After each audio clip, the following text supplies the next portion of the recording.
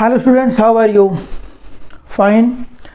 देखो, ऐसा कुछ वीडियोस डाले गए थे सरफेस केमिस्ट्री और 11th के एस ब्लॉक और पी ब्लॉक के एनसीईआरटी के क्वेश्चंस, जिसमें क्वेश्चन के साथ साथ उसकी थ्योरी भी डिस्कस की गई थी। काफ़ी बच्चे देखे हैं, आप लोग उसको देखिए। जो नहीं देखे हैं लाइक करो, सब्सक्राइब करो, बाकी रेफ़र करो, उसको देखो बार बार। मैं कह रहा हूँ बार बार देखिए, उससे आपका पूरा कंसेप्ट क्लियर हो जाएगा। अब आज एक लास्ट वीडियो है जो सरफेस केमिस्ट्री का, उसके कुछ क्वेश्चंस रह गए थे एक्सरसाइज के, वो हम यहाँ पर डिस्कस कर दे रहे हैं। ठीक है, देखो जैसे 5.19 क्वेश्चन है, give 4 example of heterogeneous catalysis. Heterogeneous catalysis आपको बताया गया था क्या होता है। हेट्रोजीनियस कैटलिसिस के अंदर रिएक्टेंट एंड कैटलिस्ट दोनों का फेज डिफरेंट होता है, दोनों का स्टेट डिफरेंट होता है, तो उसको बोलते हैं हेट्रोजीनियस कैटलिसिस। देखो जैसे मान लो फर्स्ट एग्जांपल हो गया आपका, देखो इधर ये हम कहते हैं N2 plus 3H2 give 2NH3 plus यहाँ क्या होता है डेल्टा H होता है। ये आपका गैस है, ये भी गैस है। हम यहाँ यूज़ करते हैं आयरन पाउडर, वो सॉलिड होता है।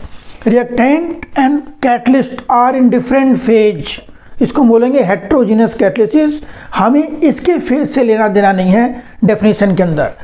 तो this process is known as Haber's process. क्या बोलते हैं इसको हम? Haber's process. आप पढ़े होंगे, इक्विलिब्रियम चैप्टर में ही कराया गया होगा। Low temperature and high pressure is favourable condition for formation of ammonia by Haber's process. देखो दूसरा है, हम एग्जाम्पल दे सकते हैं यहाँ पर 4NH3 plus 5O2 gives 4NO plus 6H2O। देखो बेटे ये हम प्लेटिनम यूज करते हैं जो सॉलिड होता है। ये गैस है, ये गैस और सॉलिड है। क्लियर है? प्लेटिनम है सॉलिड, एट कैटलिस्ट है। This is Ostwald process of formation of nitric acid. Nitric acid formation में 3 स्टेप्स यूज होता है। अमोनिया का ऑक्सीडेशन, उससे बनता है NO, NO से बनता है NO2 और फिर फर्दर NO2 से बनता है HNO3। तो पहले स्टेप में हम कैटलिस्ट जो यूज करते हैं क्या होता है? प्लेटिनम, जो कि सॉलिड कैटलिस्ट है। ये दोनों गैस हैं और वो क्या है? सॉलिड है। देखो नेक्स्ट आपका एक है 2SO2 plus O2 gives 2SO3। यहाँ पर है V2O5 vanadium pentoxide as catalyst. ये गैस है, गैस और सॉलिड है ये। This is step of preparation of sulphuric acid by contact process. ये भी आपका एक्सोथर्मिक प्रोसेस होता है। Low temperature high pressure is also favourable condition for formation of sulphuric acid.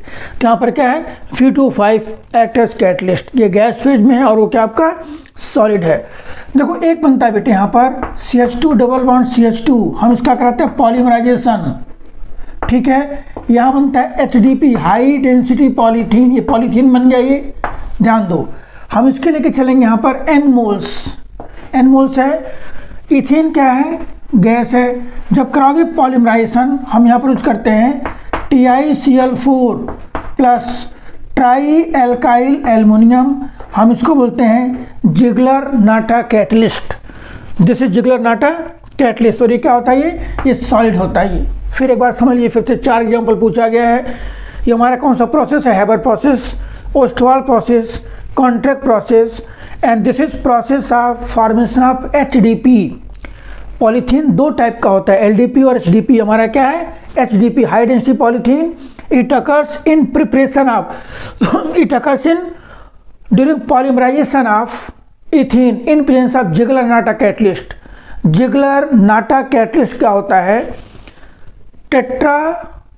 Titanium tetrachloride and tri alkyl aluminium, जो कि solid होता है। This example of heterogeneous catalysis. अब देखो उसके बाद नेक्स्ट है what you understand by activity and selectivity of catalyst. Question number कितना है? 5.20 20th क्वेश्चन है। देखो बेटे ध्यान से, एक्टिविटी का मतलब क्या है कि वो कैटलिस्ट कितना इफेक्टिव है, उसके इन्वॉल्वमेंट से रिएक्शन का रेट कितने टाइम अल्टर हो रहा है। Simple, we can say that कि capability of catalyst to catalyse a particular reaction is called activity. Activity means हुआ उस कैटलिस्ट के इन्वॉल्वमेंट से रिएक्शन कितने टाइम फास्ट हो जा रहा है। हम पढ़ते हैं कि enzymes are highly active, millions time catalyse हो सकती है रिएक्शन। तो एक्टिविटी का मतलब क्लियर है कि उस कैटलिस्ट के इन्वॉल्वमेंट से रेट ऑफ रिएक्शन कितने टाइम फास्ट या कितने टाइम स्लो हो रहा है, कितने टाइम अल्टर हो रहा है। तो activity means capability of catalyst to catalyse a particular reaction is known as activity. Generally activity increases from group 5 to group 11 elements, out of which group 7 to group 9 elements are highly active. ये हो गया आपका activity. अब selectivity का मतलब देखो, आप समझो सेलेक्टिविटी का मतलब क्या है कि एक रिएक्शन को एक ही कैटलिस्ट कैटलाइज करेगा जनरली। देखो मैं सामने एग्जाम्पल क्या है यहाँ पर, भाई हम आयरन यहाँ यूज नहीं कर सकते हैं या प्लेटिनम इसको हम यहाँ यूज नहीं कर सकते हैं। तो हैबर प्रोसेस में reaction is highly selective with respect to iron. In Ostwald process reaction is selective या product is selective with respect to platinum. देखो उसी टाइप से एक एग्जाम्पल यहाँ दिया गया है, ये 3 एग्जाम्पल्स हैं, carbon monoxide plus H2, carbon monoxide plus 2H2, carbon monoxide plus 3H2। देखो तीनों केस में रिएक्टेंट सेम है, लेकिन जैसे हम कैटलिस्ट डिफरेंट यूज कर रहे हैं हमें प्रोडक्ट डिफरेंट मिल रहा है। फर्स्ट केस में if you use copper as catalyst we get formaldehyde या मीथेनॉल। सेकेंड केस में इफ़ यू यूज ZnO और Cr2O3 as catalyst we get methanol. Third case में if you use nickel as catalyst we get methane. तो this is selectivity means a particular catalyst catalyse a particular reaction. Every reaction can not be catalyse by every catalyst. तो selectivity का मतलब क्या, हम उसको specificity से compare कर सकते हैं कि एक रिएक्शन को एक ही कैटलिस्ट कैटलाइज करेगा। तो ये दोनों थे आपके क्वेश्चंस थे 5.19 and 5.20। Now we are going to discuss 5.21 onward. हाँ बेटे देखो नेक्स्ट ये हमारा है 5.11, 5.21 एंड 5.22। 2 क्वेश्चंस हैं, मैं दोनों इकट्ठे डिस्कस कर दे रहा हूँ। What is shape selective catalysis, shape selective catalyst और shape selective catalysis and describe some feature of zeolite. देखो ऐसा है, शेप सेलेक्टिव कैटालिसिस का मतलब क्या कि catalysis which depends on size of reactant and size of pores present in catalyst। फिर सुन लो, catalysis which depends on size of reactant and size of pores present in catalyst। Zeolite है, zeolite is shape selective catalyst। It has 3-dimensional sodium aluminosilicate like structure। इसका structure कैसा होता है, honeycomb like structure होता है। ये natural भी होता है and it can also be prepared in laboratory. अब देखो जियोलाइट होता है हमारा क्या, हाइड्रेटेड होता है, ठीक है, वाटर ऑफ हाइड्रेशन होता है उसके अंदर। तो हमें जियोलाइट को यूज करने से पहले उसको थोड़ा सा हीट करना पड़ता है, और जैसे हम उसको हीट करेंगे तो जियोलाइट बिकम पोरस। देखो ध्यान से, for example zeolite become porous heat करने पर, after heating, and size of pores lies between 260 to around 750 picometre. इस रेंज में इसके पोर्स का साइज होता है। भाई इसका मतलब क्या कि जियोलाइट इस पोर्स के अंदर उन्हीं रिएक्टेंट को ऑक्यूपाई करेगा जिसका साइज इस रेंज में होगा। हम इसको हीट करके या कूल करके उसके पोर्स के साइज को इस रेंज तक वेरी करवा सकते हैं।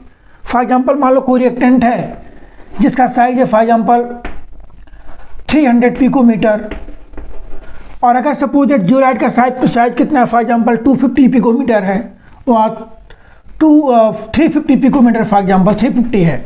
अभी पोर्स का साइज कितना है, फॉर एग्जांपल पोर्स का साइज कितना है 350, and we are going to occupy reactant of size 300। हमें उसको थोड़ा सा कूल करना पड़ेगा।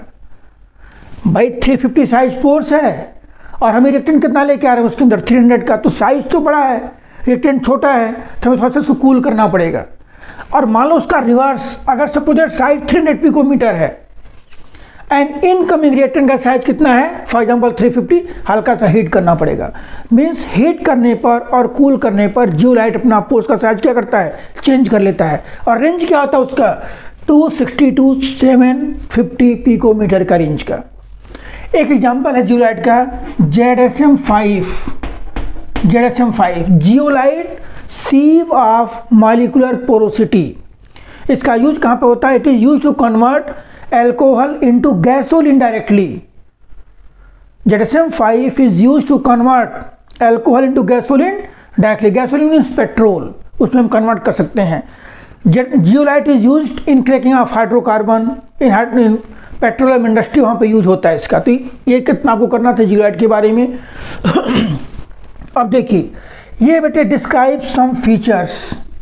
फर्स्ट है इलेक्ट्रोफोरेसिस। ध्यान दो, इलेक्ट्रोफोरेसिस क्या होता है कि phenomena of migration of colloidal particle towards respective electrode under the influence of electric field is called electrophoresis. देखो आपको बताया गया था, जैसे मान लो अगर ये कोई यू टाइप की ट्यूब है, ये ऐसे मैंने क्लास में डिस्कस किया था और इस क्वेश्चन में मैंने कई बार डिस्कस किया है।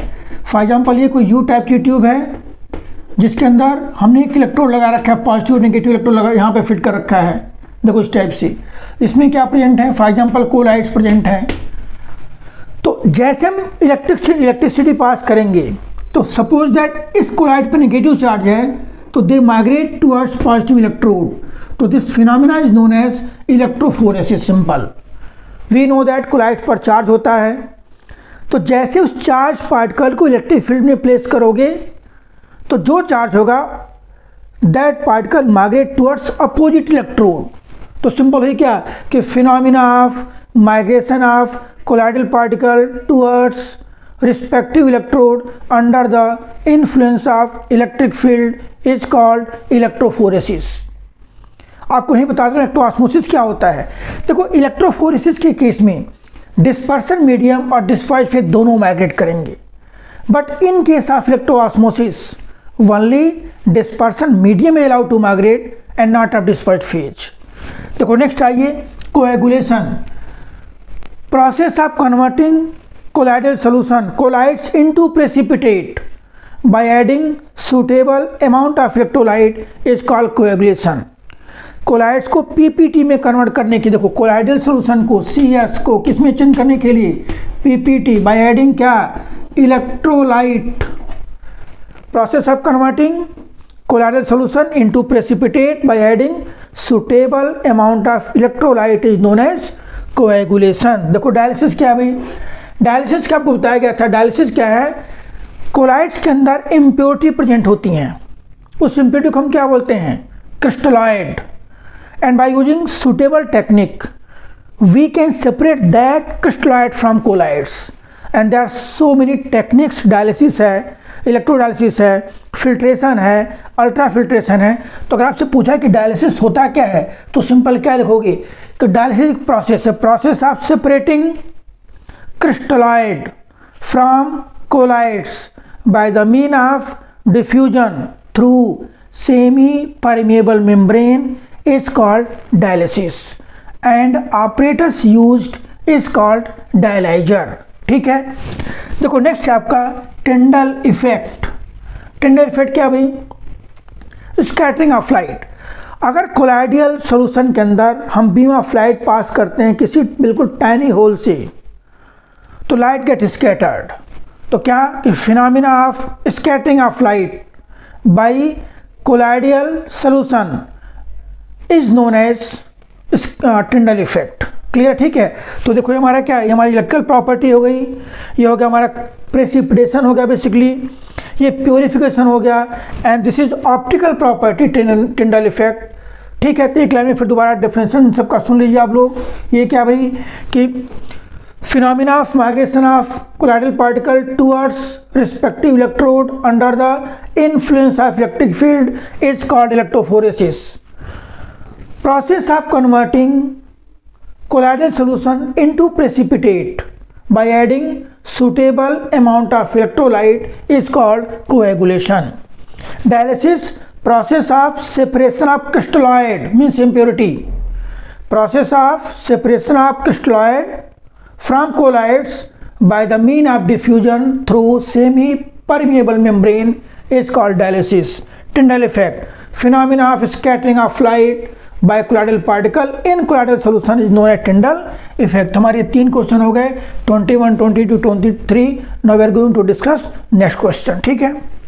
हाँ देखो बेटे नेक्स्ट क्वेश्चन है हमारा, explain the following term alcosol. Alcosol क्या है, एल्कोसॉल है जिसमें डिस्पर्सन मीडियम एल्कोहल हो, डिस्पर्स्ड फेज कुछ भी हो सकता है, but dispersion medium should be alcohol. Aerosol क्या है? Dispersion medium should be air. Hydrosol क्या है? Dispersion medium should be water. तो डिस्पर्सन मीडियम के बेसिस पर इनका नाम दिया गया है एल्कोसॉल, एरोसॉल, हाइड्रोसॉल। आपको एग्जांपल बना सकते हो, जैसे मान हम इसको लिखते हैं सेलुलोज नाइट्रेट प्लस इथेनॉल। देखो ये हो गया एग्जांपल। ये पूछ सकते हैं कि गिव एग्जांपल ऑफ एल्कोसॉल। तो alcosol means alcohol is dispersion medium, cellulose nitrate is dispersed phase. फिर कोई एरोसॉल, बहुत सारे एग्जांपल्स हैं जिसमें एयर हमारा क्या हो, गैस हमारा डिस्पर्सन मीडियम हो, और बाकी क्या है, लिक्विड सॉलिड में भी डिस्पर्स्ड फेज। क्लियर है? ठीक है। गैस तो फॉर्म होता नहीं, आपको पता ही है। तो उस केस में हम क्या एग्जांपल दे सकते हैं? यहाँ दे सकते हैं फॉग हो गया, स्मोक हो गया। देखो इसमें क्या है, गैस हमारा डिस्पर्सन मीडियम है और लिक्विड ड्रॉपलेट्स का डिस्पर्स्ड फेज है। स्मोक में क्या है, gas is dispersion medium and particulate solid particulates are dispersed phase. देखो हाइड्रोसॉल, डिस्पर्सन मीडियम क्या होना चाहिए? वाटर। डिस्पर्स्ड फेज में बी एनीथिंग। जैसे मान हम कहते हैं स्टार्च का सॉल है, स्टार्च का सॉल हो गया, या गोल्ड सॉल हो गया, गोल्ड सॉल हो गया। क्लियर है? बाकी हम ये भी कह सकते हैं कोई इमल्सन एक हमारा है मिल्क, हालांकि ये दूसरा डिफरेंट काइंड का हो गया, इमल्सन हो गया, but we can say that it is kind of hydrosol. तो डिस्पर्सन मीडियम के बेसिस पर हम इनका एग्जांपल दे सकते हैं। देखो अपने नेक्स्ट और लास्ट क्वेश्चन है 5.27, comment on the statement that colloids are not a substance but state of substance. भाई हमने क्या डिफाइन किया था? Colloids are heterogeneous system. Colloids are heterogeneous system. Heterogeneous का मतलब क्या? उसमें डिस्पर्सन मीडियम और डिस्पर्स्ड फेज कंप्लीटली मिसिबल नहीं है। ठीक है? तो colloids are heterogeneous system in which particle size lies between 1 to 1000 nanometre, 1 to 1000 nanometre, that is between true solution and suspension. देखो बताया गया था आपको कि 1 नैनोमीटर से कम पार्टिकल साइज को हम क्या बोलते हैं? True solution. 1000 से ज़्यादा क्या बोलते हैं? सस्पेंशन। देखो ऐसे बताया गया था ना, 1 to 1000 नैनोमीटर। आपको क्वेश्चन में मैंने डिस्कस किया था, लेस देन 1 नैनोमीटर ये क्या आपका true solution, more than 1000 nanometre, more than 1000 nanometre क्या है? सस्पेंशन। बिटवीन 1 to 1000 इसको हम क्या बोलते हैं? This is known as colloids. ध्यान दो, कोलाइड्स या सॉल्ट्स। तो कोलाइडल पार्टिकल्स का साइज जो होता है वो 1 to 1000 नैनोमीटर के बीच में। तो ये क्या लिखा गया है? Colloids are not a substance but state of substance. Means दो स्टेट के बीच में लाई कर रहे हैं। किसके बीच में? True solution and suspension, that is 1 to 1000 nanometre. तो ये आपका पूरा चैप्टर था। इसके बाद बेटे हम शुरू करेंगे और क्या नाम है, डी एंड एफ ब्लॉक का। बार बार देखो वीडियो, क्योंकि सारे आपके सिलेबस में है और मोस्टली आपको देखो इससे खास करके अगर आप देखोगे तो जो वर्ड बोले जा रहे हैं आपको जेईई में और नीट में काफ़ी बेनिफिट मिलेगा उससे। ठीक है, चलो फिर अगले वीडियो अगली देखेंगे उसमें।